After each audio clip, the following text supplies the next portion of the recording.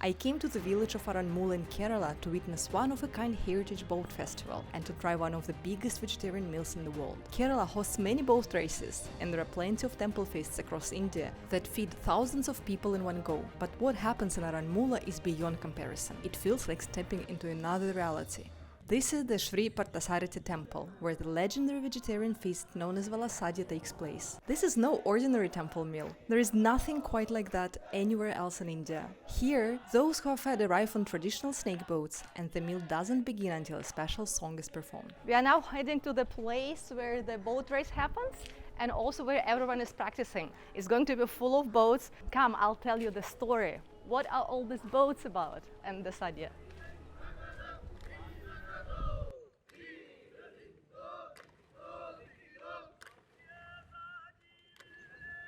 I'm at the place where the boat magic happens. Behind me is a place where the boat race is happening.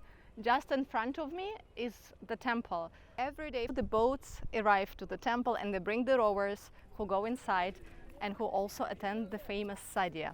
The boat race in Aranmula is more ritualistic in nature. There is an interesting story behind. Many centuries ago there was a Brahmin who had a divine vision that he has to feed people in the temple and to give sadhya in the temple on a special day during Onam. Every year he would go with all the items and bring them to the temple and prepare the sadhya for the devotees and for the people in the temple. One day when he was sailing with the boat with the sadhya items, the boat was attacked by the thieves, and this is when the people from nearby areas on their boats came to protect him.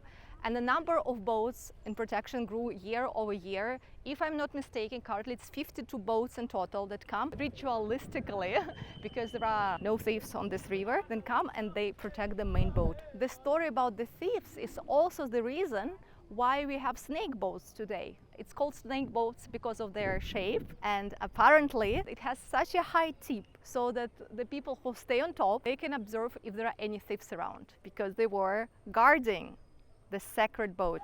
The boat race will happen the day after tomorrow and the whole area will transform. Everyone who's ever attended it said that they've never seen anything like that.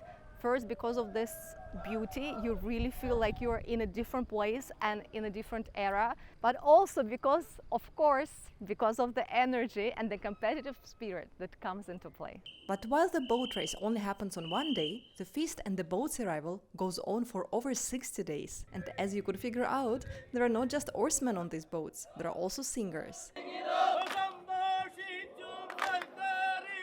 The songs are not for the written, they are devotional, and they are also the way to ask for specific foods to be served during the sadhya. The rowers will go up the stairs to be fed over 60 dishes on one plate. They will keep singing the songs like this, and each time they want to demand a special meal, they will also sing a song. It's a playful and ritualistic way to ask for food, because the Lord in this temple is the provider of food. There is so much energy and it's been going on for centuries. I feel very privileged to be able to witness something like that. And now I think it's time for us to go for sadhya as well.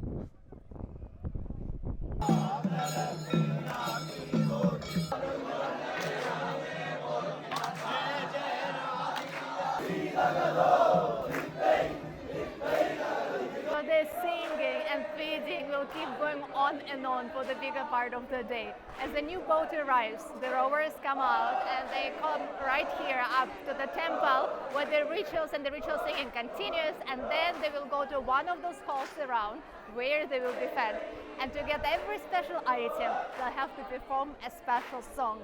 Let me show you how it's going to look like. Come with me and I'll take you to see how exactly it looks like. But just as I was about to enter the sadhya hall, I had an unpleasant surprise. See, as a visitor, if you want to try the sadhya, you need to buy the ticket in advance, which I did. But here are the challenges of planning things remotely. I got the ticket for the wrong place. Yes, it was the same meal that was served, but most people who buy the ticket are not fed on the temple premises. There is a separate place for it. And in fact, if you get the right ticket for the temple, there is no guarantee that you'll share the meal with the oarsmen, unless you're the one who is offering the sadhya to them. Yet I knew I couldn't live without witnessing the feast of the oarsmen, and luck was on my side. Yes. From which country you are? Russia. Russia. Yeah. I got in, of course, thanks to people whom I talked to and who were very kind to allow me inside. I'm not a National Geographic channel, so I do not have a huge team to go and arrange everything in advance. So I'm taking you on a very raw journey. Most of the things that I'm showing you here, they're not planned. I had no idea about them, or what I imagined turned out to be something completely different.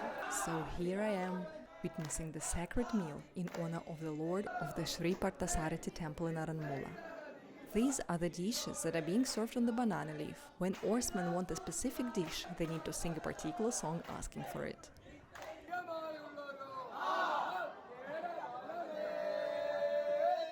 The food is being served by people who sponsored this sadhya as the way of offering. The Lord of the temple is known as the food provider, and he also fulfills the most sacred of wishes. It's quite astonishing to watch how so many generations come together every year to keep their ancient traditions alive. Most of the oarsmen live their regular lives far away from Aranmula, in big cities. Some even live abroad. They go to universities and excel in their professions, but each year they return here. Since I came to Kerala, there was a series of lucky incidences and small miracles. When things didn't work out, they somehow did in the end. And I have to credit for it only the locals, only the people of Kerala. If you talk to people, things happen. You will always feel welcome here. And I know what you will say, guys. Yes, it's because you're a foreigner. Maybe there is a truth to it, but I'm being treated as a guest, and I see that the same happens to other people around. There was not a single moment when I felt unwelcome. After lunch, I thought mistakenly that my time in Aranmula was over. It was getting really hot as the day progressed. One thing I learned over the years traveling in India, though, there is nothing that the cold, sweet and salty Nimbu Pani can solve. So much that after a glass of it, I was ready for another stroll through Aranmula. That was when I spotted a row of perfectly smooth, gorgeous, antique-looking mirrors. And as I walked the street of the small village, more and more mirror shops popped up on the sides of the road. I was looking at famous Aranmula metal mirrors. Believe it or not, this mirror is fully made from metal. Yet it's as smooth and reflective as glass. It's made by following a secret ancient technique. And this, the metal mirrors, is another one-of-a-kind thing the village of Aranmula is famous for. It's hard to grasp how such a small place in such a vast world can preserve its ancient traditions. There is one special thing I've noticed about the traditions in Kerala.